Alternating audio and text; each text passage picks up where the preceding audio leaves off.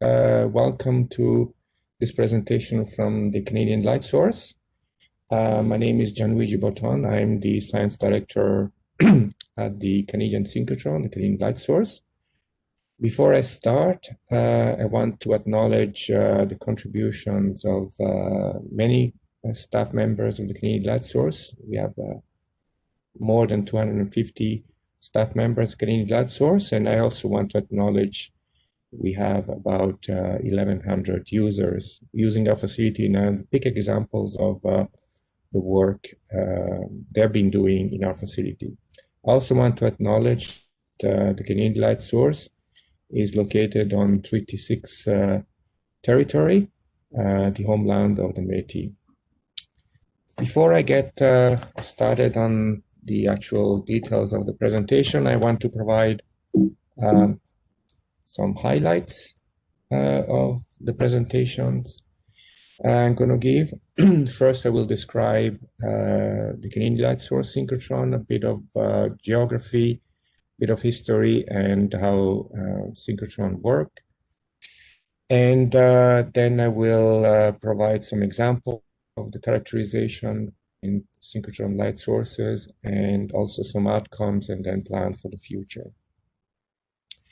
So we're located in Saskatoon, Saskatchewan. It's a city of about 250,000 people in the province of Saskatchewan in Western Canada. And we are on the campus of University of Saskatchewan. University of Saskatchewan operates the facility and owns the Canadian Light Source. This is a geographical view. Picture of the city of the downtown Saskatoon and where the synchrotron is located on campus of the University of Saskatchewan. This is a picture we like showing, especially in days like today, the last few days.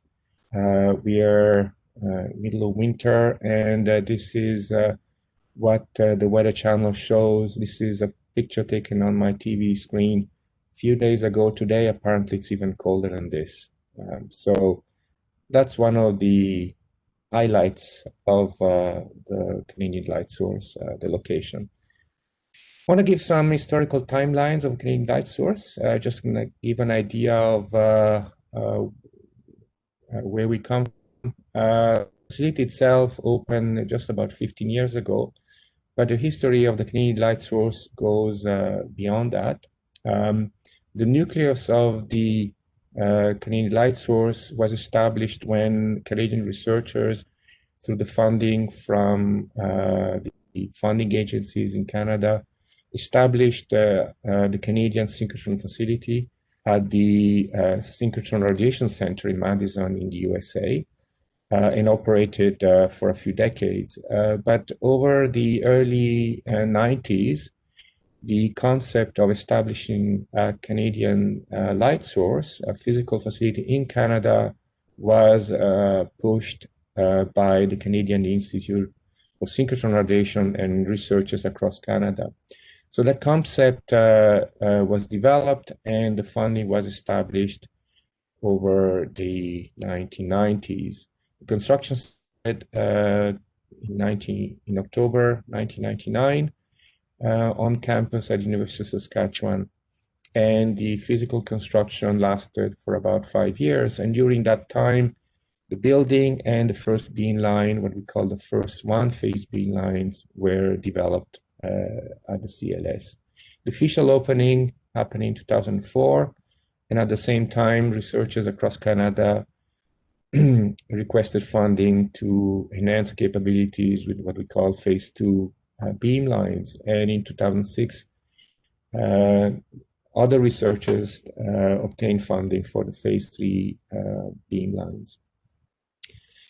The work didn't stop in trying to get other capabilities and start dreaming in the long term. In 2015, the concept of developing the next generation light source started. And it's continuing to this date. I'll mention some highlights of the work at the end of the presentation.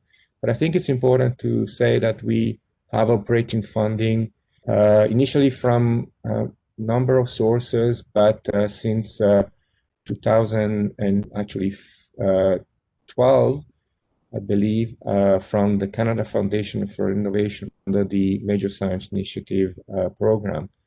And in 2017, we obtained funding initially for 5 years, but it was extended for another year to operate the facility. And in 2019, the phase 3 beamline became operational. How does a synchrotron work? Well, we use electrons initially accelerated at 220,000 volts, then a linear accelerator which injects the electrons in a booster ring. These electrons are then accelerated further, close to the speed of light in a booster ring, and then transferred in a storage ring. And there are multiple devices that bend the trajectory of these electrons. As these trajectory of the electron change, these electrons emit light, which we call synchrotron radiation. And we operate multiple beamlines at the CLS related to imaging, spectroscopy, and diffraction techniques. So currently, we operate 22 beamlines, and one at the Advanced Photon Source in Chicago, where we have an outpost. So we call that the CLS at APS.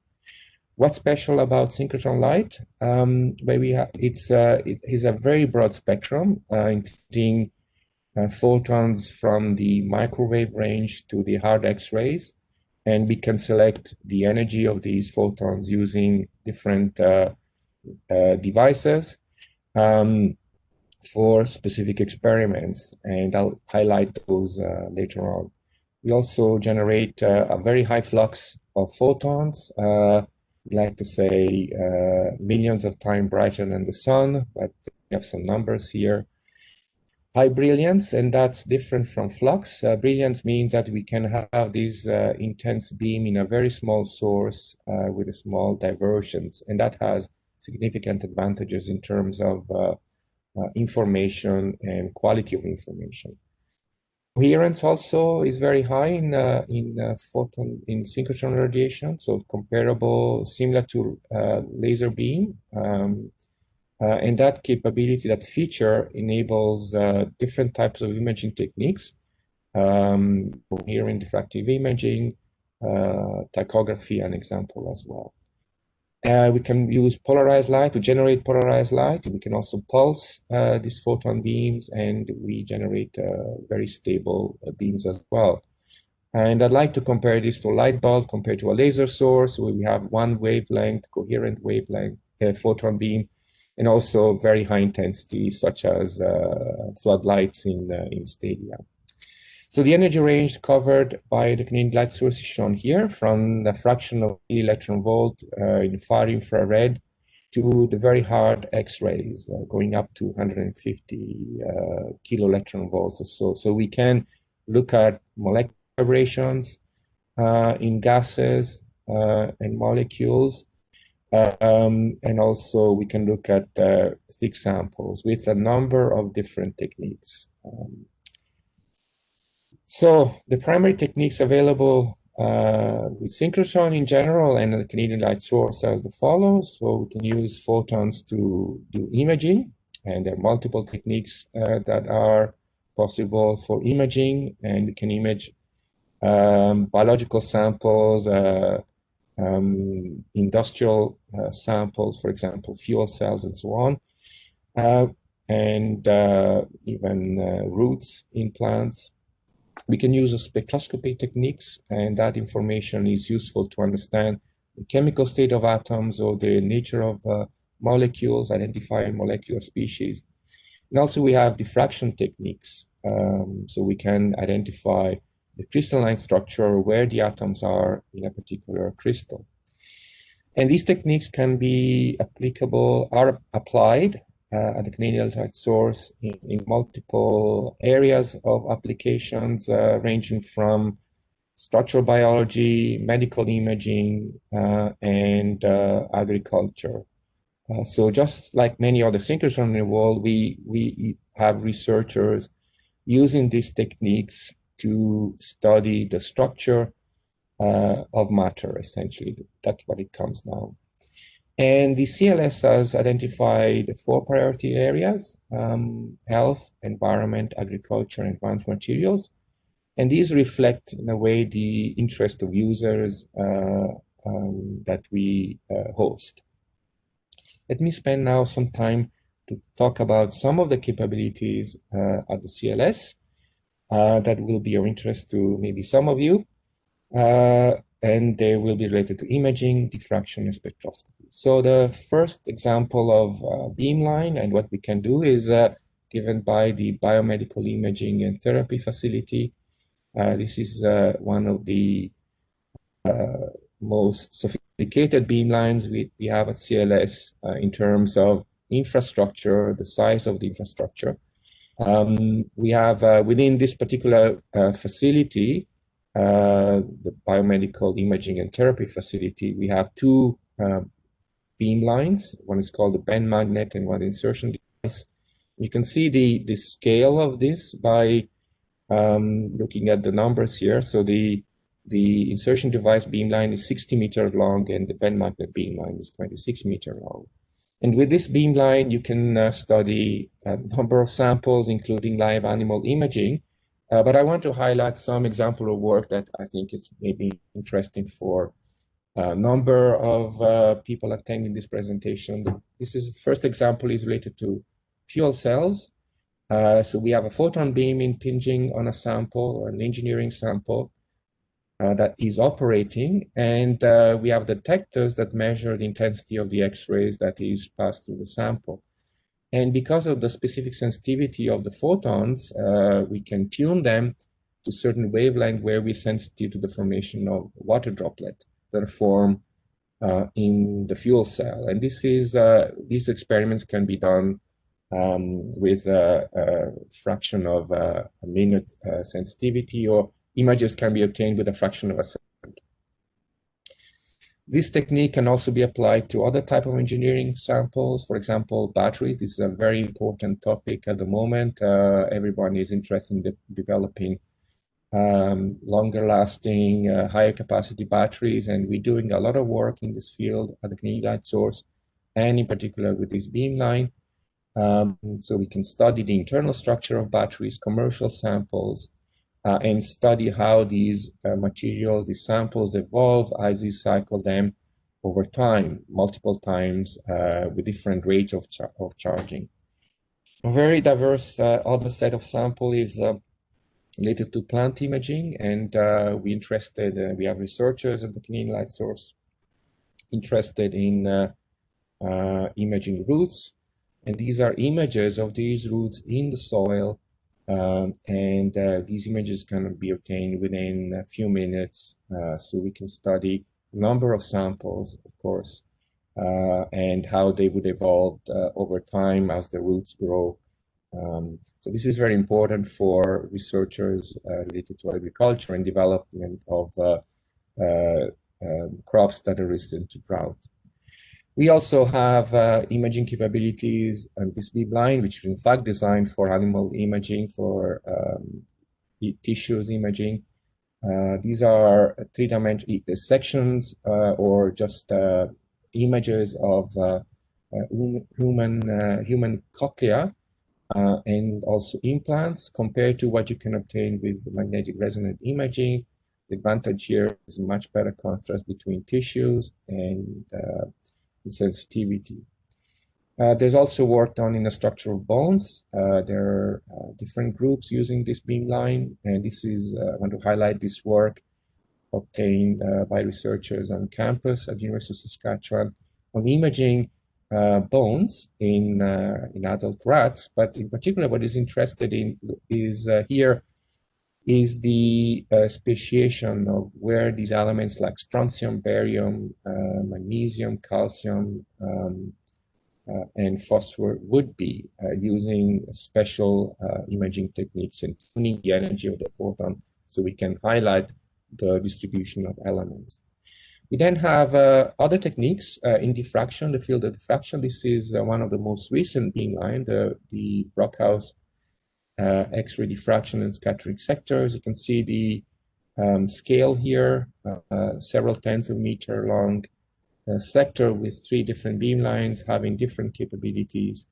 For example, going to high energy. And that's one of the features in the high energy wiggle beamline. You can use photons up to around 60 kiloelectron volts. You can then, in fact, study not only powders, but you can study actual batteries themselves, and you can study them as you cycle them. And this is one of the advantages of synchrotron radiation. You can have a very intense beam, so you can obtain spectra within a few seconds. And also you can have much better resolution in spectra compared to what you can obtain with a regular lab source. So very fast spectra, very high quality data obtained in actually pouch cells, so materials that can be used in actual devices. And with that capability, with high resolution, you can study how the different peaks corresponding to different planar spacing and different phases evolve as you charge and discharge the batteries. This is something you cannot do with regular lab sources. In terms of diffraction, we also use diffraction techniques on biological samples. And this is an example of the macromolecular crystallography beamline, CMCF. So you can obtain diffraction patterns. We use robots to position samples as shown in the video that you're seeing on the top right. This robot positions the sample in the photon beam, and then the data is collected, and you can analyze these diffraction patterns with thousands of reflections over a larger area of reciprocal space to deduce the macromolecular structure in much greater details than what you could do with lab source techniques. And we have hundreds of researchers in the field of macromolecular crystallography, pharmaceutical developments, and so on, using this beamline for this kind of work. Now, in addition to these imaging and spectroscopy and diffraction techniques, we have multiple spectroscopy techniques covering a very large energy range, as I mentioned before, from far infrared to hard X-rays. And I want to show some examples of the work obtained at the Canadian light source. Let me start with low energy range. First of all, the far infrared, going down to fraction of milli-electron volt energy. And this area of research is of great interest for chemists and astrophysics in the field of astrophysics, trying to understand and simulate in laboratory conditions at the synchrotron what could happen in outer space, in stars, in galaxies, and formation of planets and so on. And the spectra you see on the right is our spectra obtained with very high resolution, and you can see much greater details than when you can obtain with lab in a lab condition. And this type of spectra enables us to determine what are the species that are present in outer space, for example. Going to high energy, we use again the molecular fingerprint, so the how the photon beam excites the various possible transitions in the synchrotron, and also these techniques can be applied to multiple techniques, multiple samples. And I want to show here an application in the case of the studies of seeds. We have images here, a light micrograph, and then images corresponding to the distribution of proteins, lipids, and also carbohydrates. So that's information on the type of molecules that exist, the species that exist in samples. Moving on to high energies, we have here an example of another beamline, the Quantum Material Science Center. And here we're interested to study using photons to study the electronic structure of materials. And example of data here is angular resolve photoemission obtained in the QMSC beamline. And in particular, what you see here is a diagram of the Fermi surface of a material that is interested for quantum applications. And what you see here is the distribution of energy and momentum of the electrons in the sample. Going on to high energies, we have the soft X-rays, and the beamline here presents work in the area of lithium-ion batteries, and the example of the lithium edge. Again, by looking at the shape of the spectra, we are able to determine what is the chemical state of elements, what the lithium atoms are bonded to, and how they evolved as you would change the chemistry, how you would also change the exposure of these materials to environmental conditions.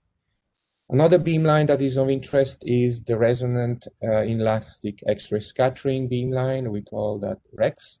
And here we go back to the electronic structure of material. We see information on the electronic states of materials.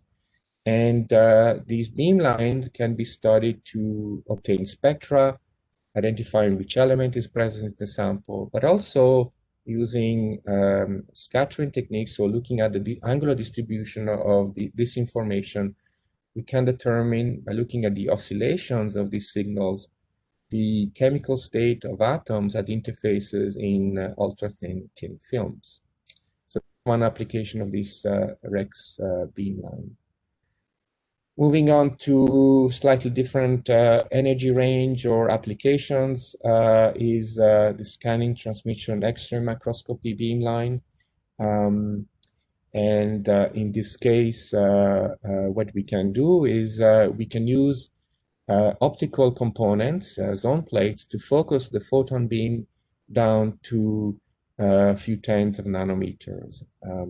And because we work in this case in transmission, we are able to study the bulk properties of materials, even if the samples have to be relatively thin in the order of tens or maybe hundreds of nanometers in thickness, depending on the type of sample, the chemical species that are present in the sample. And with this technique, we can achieve about tens of nanometers. We can study thin films, nanoparticles under different environments. And recently, we've been able to use these techniques in cryogenic conditions. And again, identifying from the spectra, we can identify the species that we have in the sample. So if the atoms are bonded to a solid or in a gas phase. And this is an example of exactly what I mean. So we have in the top image here, a transmission electron microscopy image of a nitrogen-doped carbon nanotube.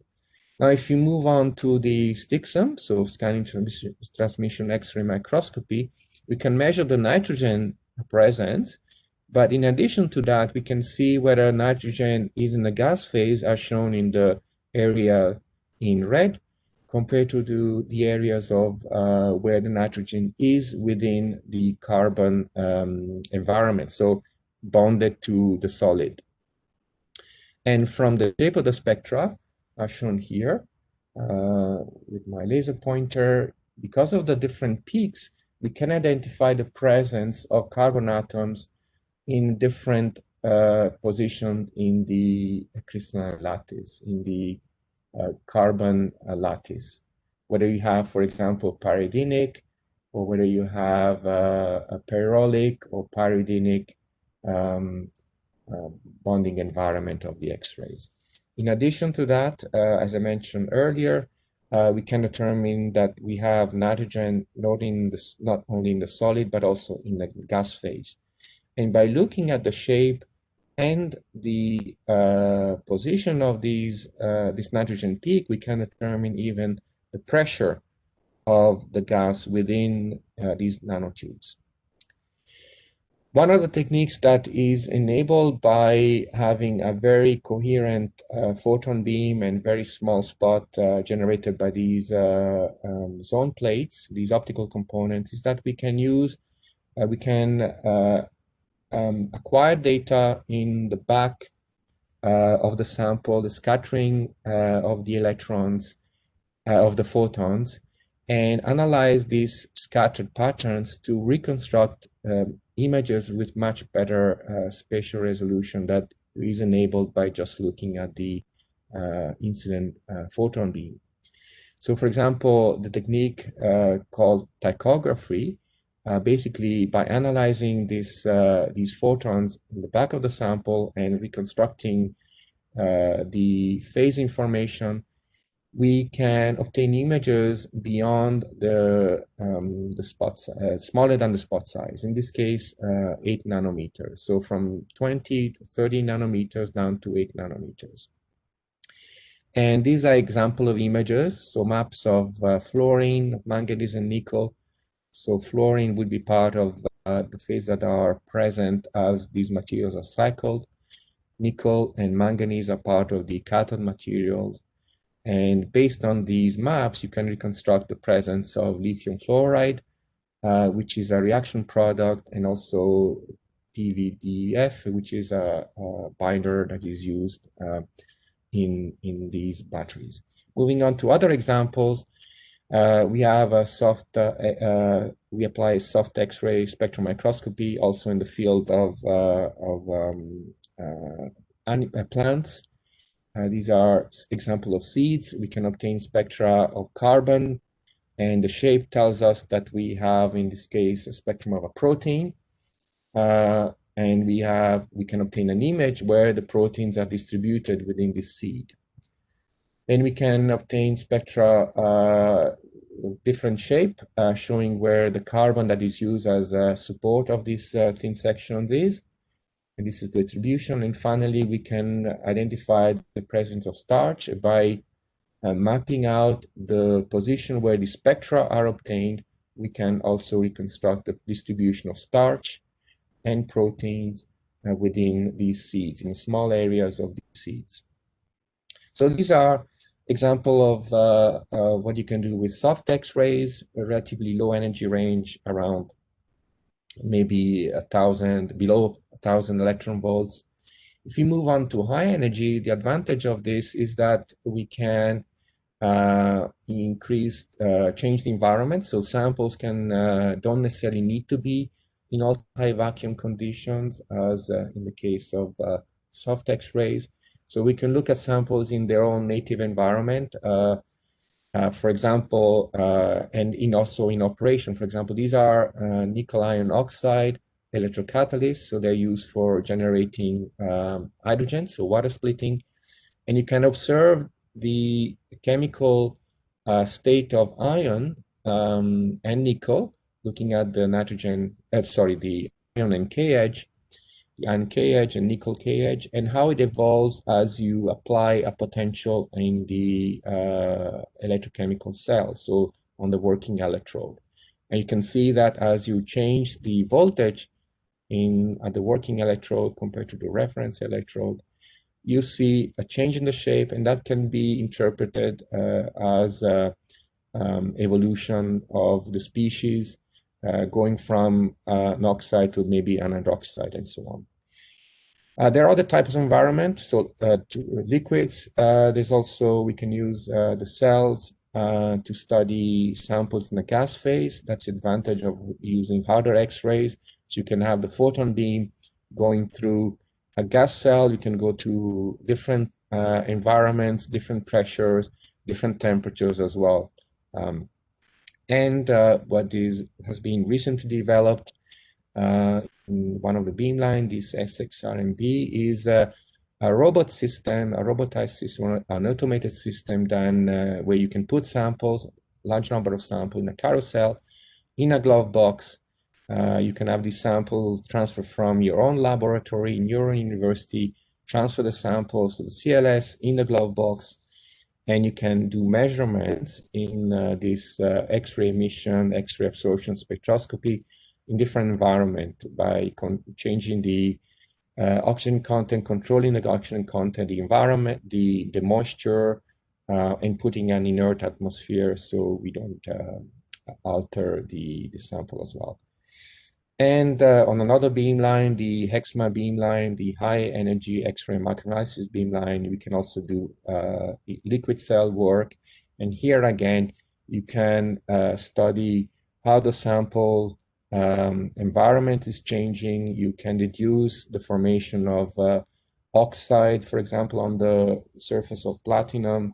And you can also see changes on the ion edge, and that can be we can deduce from there that we have a change in the oxygen state, the oxidation state of ion from 2+ to 3+ as you change the electrochemical conditions.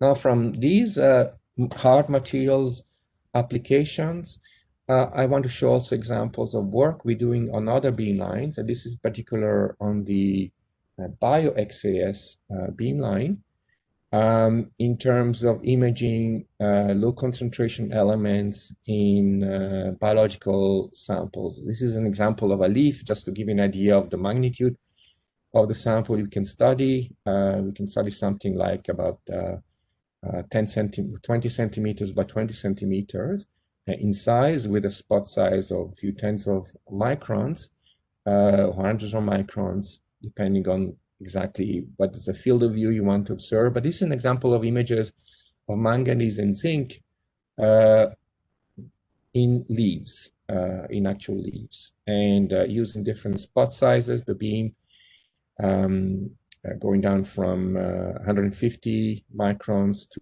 50 and 20 micron beam size. You can see finer and finer detail. And that's, you can see the advantage of having improved spatial resolution. And the goal with this beamline is going down to about in the order of hundreds, a few hundreds of nanometers in size.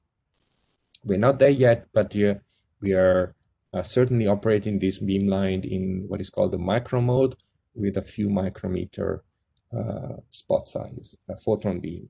So we can detect elements in very low concentration. And as an example of that, I want to show what you can obtain in zebrafish that have been exposed to high concentration or relatively high concentration of mercury compound.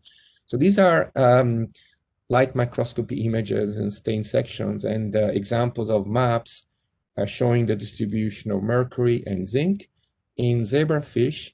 The images you see here, these are actually cross sections of the eyes. So these two spots here are the eyes of the zebrafish. These are top views of the distribution of mercury and zinc in the zebrafish. And these are images that were obtained at the APS Synchrotron, the Advanced Photon Source in the US, by one of our Gozia Corbas. And these maps on the right here show the distribution of, again, species of mercury in different chemical environment. And that's you see the advantage of synchrotron radiation is that by looking at the shape of the spectra or the position of the peaks, you can determine the chemical state. And you can determine this at micromolar concentration, so very, very low concentration of elements. So I point your attention to the scale bar here. This is 50 microns. And these are obtained images at the Advanced Photon Source, but I want to show what we obtained at the Canadian light source with the beamline that has been recently commissioned, the BioXCS beamline. These are images, equivalent images of mercury, sulfur, zinc, and calcium with a 5 micrometer spot, and you can see the scale bar here, 100 meters. So these images now show that our beamline is able to detect a very low concentration of elements in the micromolar range with a resolution really competitive with what you can do with other synchrotrons around the world, some of the best synchrotrons in the world. And the same can be said with all other beamlines. For example, the work I showed on the Quantum Material Science Center, the Fermi surfaces on that I highlighted, Well, those are better Fermi surfaces, quality data that is better than what has been achieved in some of the best synchrotron in the world. So the Canadian light source has capabilities that not only competitive, but in some cases better than other synchrotron facilities around the world. And that brings me to some of the outcomes in terms of output. So we have a lot of good research going on at CLS. Let me show you also what are the outcomes in terms of numbers. And so I mentioned earlier on when I started my presentation, we have about 1,100 users at the moment,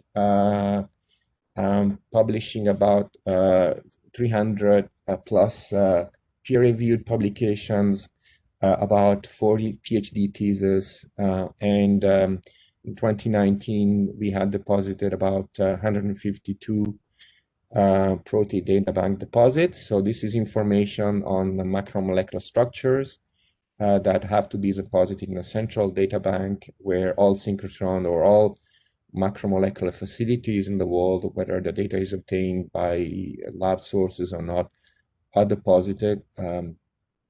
We also had 60 technology transfers. So one-to-one light. This is a significant portion of the work that at CLS is done for industrial users. And we typically have about 700 researchers who submit proposal, or we have about 700 proposals submitted on an annual basis. And we're happy to say we have a large fraction of our users who are satisfied or very satisfied. Where do the users come from? About 2/3 or 3/4 of our users come from Canada, obviously. We're a Canadian funded facility, but a quarter of the users come from around the world, about 17% from the US. And within the distribution of Canadian users, we have the great majority coming locally, and this happens for all synchrotrons. The biggest number of users come from people that are close by. This happens for multiple facilities around the world, multiple synchrotrons. So about half of them, so of the total users come from Saskatchewan. So that represents about 34% of total users. 18% of total users come from Ontario, biggest province, and then you can see the rest of the users from the rest of Canada. The number of publications doesn't say much about the quality, and I did a little bit of search looking at the quality of the work. So I'm happy to say that 15% of the publication have an impact factor equal or above to PNAS. This is a very prestigious journal, the Proceeding of the National Academy of Sciences. So for those of you who publish in or try to publish in high impact factor journals, if you publish in PNAS, that's pretty good. And the impact factor of PNAS is about 9.7 or something in that range. So we have 15% of publications that have higher impact factor than PNAS, including Science and Nature. So every year we have researchers that publish in Science, Nature, in the Nature family journals, in JACS, in Advanced Materials, to give you an idea of the high level of publication. In every year, we have tens of publications in Nature Communication. But I think what is most significant to me, perhaps, is that our users publish in a very, very broad range of journals. I looked up the database, so it's 708 different journals. Of course, there's some journals where we publish maybe 1 or 2 papers, but there are other journals where we publish hundreds of papers. And the variety is shown here by this very short list, from molecular cancer therapeutics to insect biochemistry and paleontology. So very, very broad base of users publishing in a very broad range of publications. And the average research impact factor, so this impact factor of our publication compared to the world average, So if it's normalized to 1, which is the world average, then the impact factor of publication with results from the Canadian light source is 1.48, which is so 50% higher impact factor than the world average and higher than the Canadian average. So how do we stack up with compared to other synchrotrons? So that's the average relative impact factor of, for example, Soleil, which I would consider a comparable facility located in a very dense area where we have lots of researchers, lots of universities. So the CLS compares favorably to the Soleil. The Canadian light source compares favorably to the synchrotron in France, Soleil, the Diamond light source. So obviously we have to catch up to them. It's a more recent facility, a bigger facility as well. But certainly we do compare well with the comparable facility like the Australian synchrotron Soleil in France and other Canadian facility or international facility that are smaller. So that means that we enhance the quality of the publication for Canadian researchers. That's very significant. So if you publish results with a Canadian light source, then you're more likely to have a higher impact factor publication. That could be because we have a selection process highlighting or selecting the best research that will be supported by the Canadian light source, but it can also mean that we enhance the quality of the research as well. And also this means that we are competitive with the best facilities in the world because they do the same thing. They pick the best research that gets supported in the facility. We provide access to competitive peer review process. Beyond that, we can also see that the fraction of papers in the top 10% of cited papers is also compared. I will continue. So that means that we also compare to the same quality of research that other synchrotron do. Soleil and the Australian synchrotron, we have a fraction of about 14% of our papers are in the top 10% cited publications. In terms of engagement with users, we took advantage of the work from home environment that everyone is forced to organize remote workshops.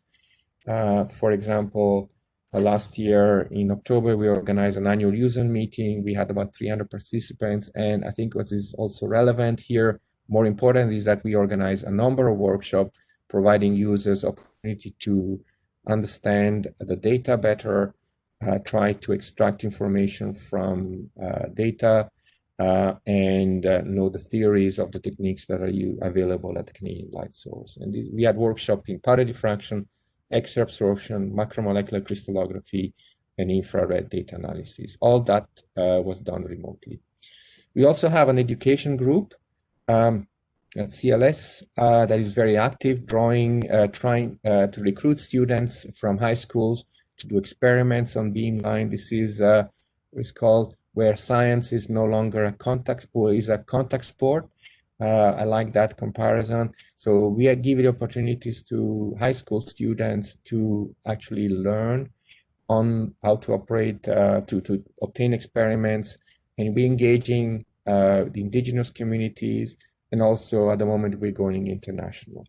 So how can we access the CLS? We can do that through peer review access, you can purchase access, and also you can contact researchers at the CLS to try to get an idea if you can use the beamlines for feasibility studies that will lead eventually to experiments and proposals as well. How about the future? I mentioned earlier on that we started thinking about the next generation light source. So we're in the process of developing the concept and the conceptual design report, discussing the new science we can do at the Canadian light source in terms of capabilities. The features of the next generation light source in Canada will provide the ultimate sensitivity, the ultimate detection limits for trace elements at the nanoscale, and also improved 3D imaging capabilities with the photon beam. And so at the moment, the CLS has a beam size, the photon beam that is generated with about 150 by 30 micrometer square. That's about the size of a human hair, that range. With the improved capabilities of CLS, new design, we would be able to get a beam that is about 1 micron in size. And then we can use all the optical tricks to get a beam that would be much smaller, and diffraction technique, analysis technique that would get down to nanometer range using these reconstruction techniques and zone plans.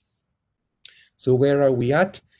We're working on the optical, on the design of these capabilities within the Canadian Light Source, and we're working with researchers. We're reaching out to users to get ideas of potential scientific projects that we would be able to undertake in the future with this new light source. What is the new science they want to do? What are the features they want to see in the future Canadian next generation light source? And we're reaching out at the moment as we speak. Basically, we're asking users what they want to see in the next generation light source. And then we will have a good case to go to the funding agencies to get the funding and build the facility over the next perhaps 10 years. So in summary, hopefully I've shown you that the Canadian Light Source and Synchrotron Light in general is a very diverse and powerful tool to get information, much more sensitive information on materials using multiple techniques, achieving conditions that simulate really operating conditions of industrial samples. We support excellence in research. I'll give an example of the breadth and the depth of the research we're doing, particularly going from plant imaging to structural biology, fuel cells, and Fermi surfaces. And hopefully I've convinced you that we're supporting users in Canada and around the world to do the best research they can possibly can. With that, I want to thank all staff at the Canadian Light Source, and I want to thank you for your attention. And if there are questions, hopefully somebody there listening. Thank you. Hi, Gianluigi. So we have a question in the chat. All right. The question is regarding macromolecular crystallography and its approach at CLS, and how does it compare to cryo-EM in general? So it's cryo-EM and molecular crystallography, X-ray crystallography are very complementary techniques. The cryomicroscopy has evolved very rapidly recently, and for some cases where the molecules are very, very large, it's a better technique than X-ray crystallography. But in other cases, X-ray crystallography is still going to be better. And I can safely say that cryo-electron microscopy has its space, and X-ray crystallography has its space as well. So both techniques, cryo-EM and MX, are there to stay. Each one has advantages, but also some limitations. And the Canadian Light Source is at the moment actually trying to get into this field. We are a bit behind compared to other facilities. Other synchrotron, for example, Diamond Light Source, they have 5 cryo-TEMs on site. We're not there. We're trying to get there, and we don't want to miss the boat.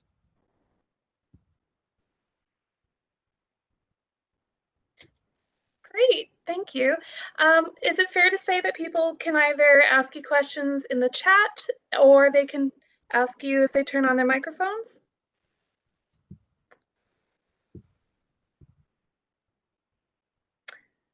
So if you have a question, feel free to put it in the chat and I can help bring attention to it.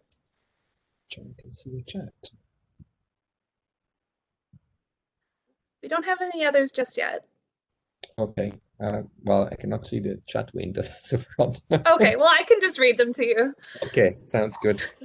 Gianluigi, if you stop sharing your screen, it might be easier to see the chat. Oh, well, that's probably why. Thank you.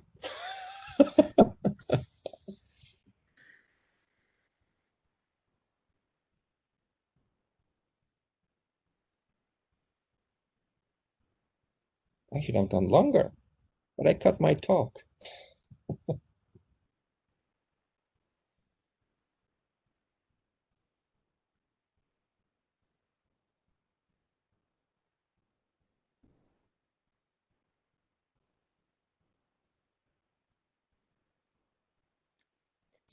If you're posting a question in the chat, just make sure that you send it to everyone. That way that we can all read it. So feel free to pop in any questions.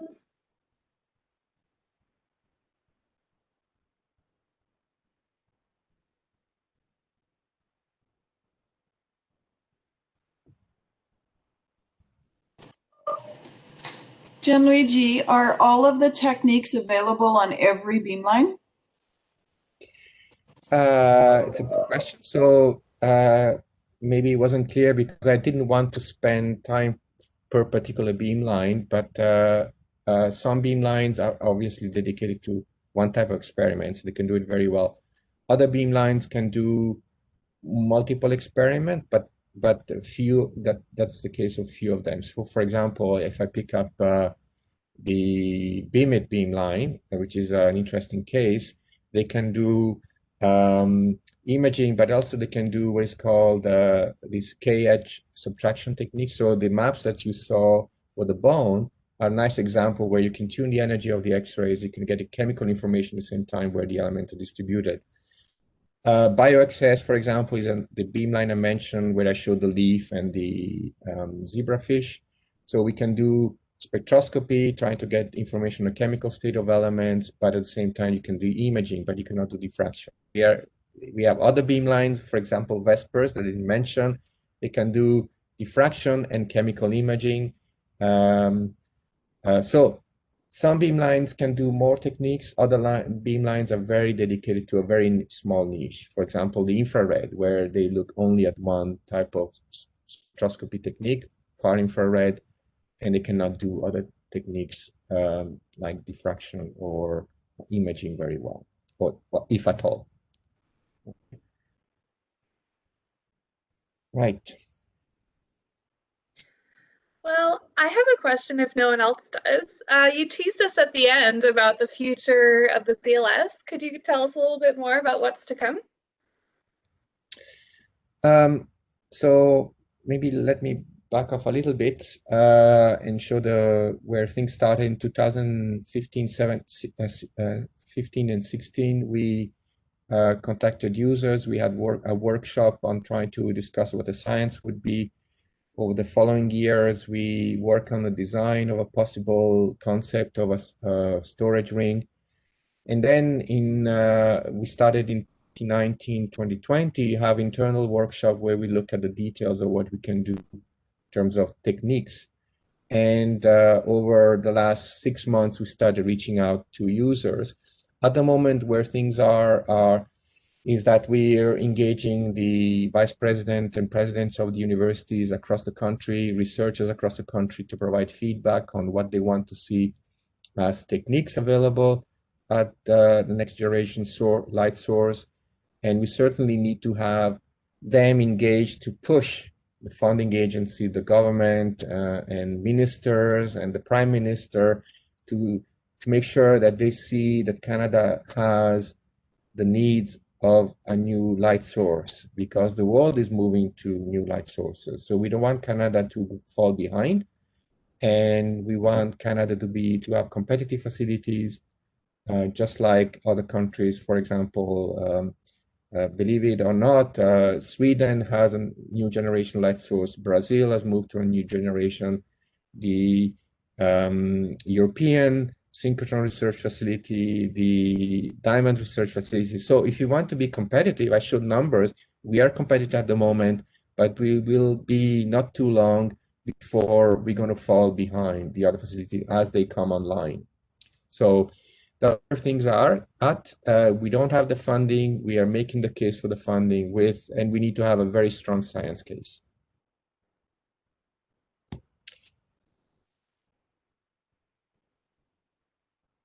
Great, thank you so much. Well, we Okay. don't have any other questions in the chat. Was there anything else you wanted to add, Gianluigi? Oh, I want to thank people for attending. It's good to see participants here, and hopefully they will become users if they're not already users, or even there are some of our staff. Okay. Perfect. Right. Well, thank you Thanks. so much, Gianluigi. That was great. Thank you. Okay. Bye-bye, everyone. Bye-bye.